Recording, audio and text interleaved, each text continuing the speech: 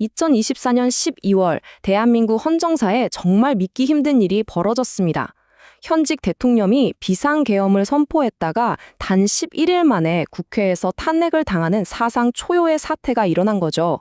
도대체 왜, 어떻게 이런 일이 가능했을까요? 오늘 저희는 한 권의 책을 통해 그 해답의 실마리를 한번 따라가 보려고 합니다. 이 모든 일은 불과 11일이라는 정말 짧은 시간 동안 폭풍처럼 휘몰아쳤습니다. 그야말로 대한민국 민주주의가 가장 숨가쁘게 돌아갔던 시간이었는데요. 자, 그럼 그 긴박했던 11일의 기록 속으로 한번 들어가 보시죠. 타임라인을 한번 보세요. 2주도 채 안 되는 시간입니다. 12월 3일 밤 갑작스러운 비상계엄이 선포됐고요. 바로 다음 날 새벽 국회가 이걸 해제시켰죠. 그리고 불과 열흘 뒤인 12월 14일 국회는 대통령 탄핵소추안을 가결시킵니다. 정말 한편의 영화 같다고 해야 할까요? 헌정사상 단 한 번도 없었던 일들의 연속이었습니다. 네, 바로 이 지점에서 우리 모두가 같은 질문을 던지게 됩니다.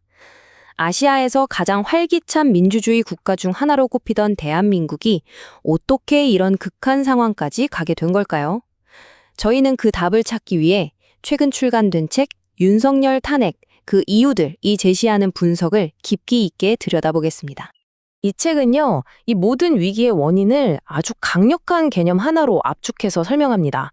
바로 오무사회라는 건데요.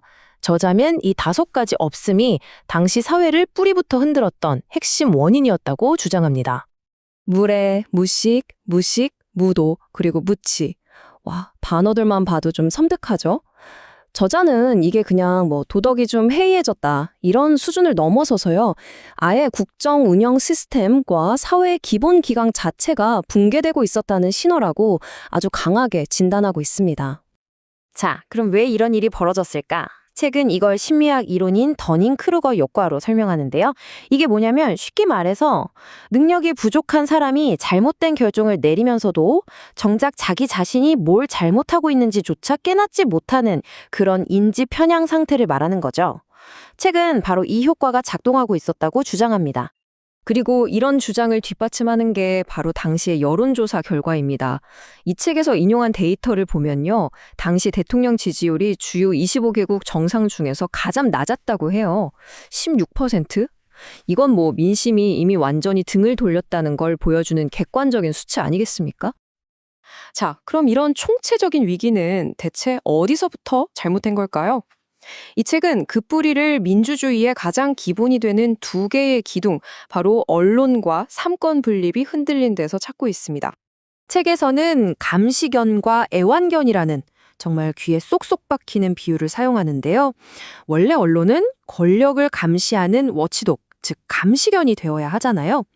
그런데 저자는 당시 상당수 언론이 그 역할을 포기하고 오히려 권력의 무릎에 앉은 랩독, 애완견이 되어버렸다고 아주 신랄하게 비판합니다. 이건 그냥 느낌적인 느낌이 아니고요. 구체적인 숫자로도 드러납니다. 바로 세계 언론 자유지수 순위인데요. 62위. 전년보다 무려 15계단이나 떨어진 거예요. 저자는 이 수치가 바로 언론의 위기가 얼마나 심각했는지를 보여주는 객관적인 증거라고 계속해서 강조합니다. 민주주의의 또 다른 기둥, 삼권 분립은 또 어땠을까요? 책은 특히 대통령의 거부권 행사에 주목합니다. 이태원 3사 특별법이나 영부인 관련 특검법 같은 굵직한 법안들을 계속해서 거부했죠. 이게 무려 9번인데 대한민국 민주화 이후에 이렇게 짧은 기간 동안 이렇게 많이 거부권을 쓴 대통령이 없었어요. 사실상 국회의 견제 기능을 무력화시킨 거나 다름없다고 이 책은 지적하고 있습니다. 자, 이렇게 사회 곳곳에서 긴장이 계속 쌓여가고 있었는데 이게 어떻게 비상계엄 선포라는 정말 누구도 상상하지 못했던 방식으로 터져 나온 걸까요? 책은 그 불씨가 결국 대통령 주변의 여러 스캔들이었다고 딱 집어서 이야기합니다. 심지어 해외 언론도 비슷한 시각으로 봤다는 거예요. 책에서는 영국의 더타임스 보도를 인용하는데 헤드라인이 이렇습니다. 한국인들은 대통령의 레이디 맥베스를 계엄령의 원인으로 지목한다. 이게 무슨 말이겠어요. 계엄령이라는 국가적 비상사태가 결국 대통령 가족을 향한 수사를 막기 위한 좀 사적인 동기에서 나온 거 아니냐라는 국제적인 의심이 있었다는 거죠. 그럼 당시 여당 내부는 어땠을까요? 책에 정말 흥미로운 대목이 나옵니다. 한 여당 의원이 자기 당을 레밍에 비유했다는 건데요. 레밍, 그 집단으로 절벽에서 뛰어내리는 쥐 있잖아요. 그러니까 맹목적으로 지도자만 따라서 다 같이 벼랑 끝으로 달려가는 것처럼 당 내부에서 어떤 건강한 비판이나 자전 기능이 완전히 마비되어 있었다는 걸 상징적으로 보여주는 말이죠. 그러니까 이 책이 말하고자 하는 핵심은 바로 이겁니다. 12월 3일의 비상계엄 선포는 갑자기 툭 튀어나온 돌발 사건이 아니라는 거예요. 그동안 앞에서 이야기했던 이 모든 문제들이 쌓이고 쌓여서 결국 터질 게 터진 필연적인 귀결이었다는 거죠. 자, 이렇게 분석을 마친 책은요, 우리에게 그래서 정답은 이것입니다라고 말해주지 않아요. 대신에 시민으로서 우리는 어떻게 살아야 하는가, 민주주의란 과연 무엇인가에 대한 아주 묵직한 질문을 던지면서 끝을 맺습니다. 마르틴 뉴뮌러의 이 유명한 시를 인용하면서요. 나치가 공산주의자를 덮쳤을 때 나는 침묵했다. 사회주의자를 덮쳤을 때도 침묵했다. 결국 그들이 나에게 왔을 땐 아무도 나를 위해 말해주는 사람이 없었다는 이 시. 이건 결국 사회의 잘못된 점을 보고도 외면하고 침묵하는 것, 즉 정치적 무관심이 얼마나 위험한 결과를 낳는지를 우리에게 다시 한번 경고하는 겁니다.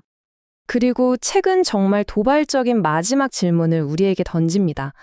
끝없이 돌을 밀어 올리는 형벌을 받은 시시포스 신화를 이야기하면서 행복한 시시포스를 상상해야 한다고 말하거든요.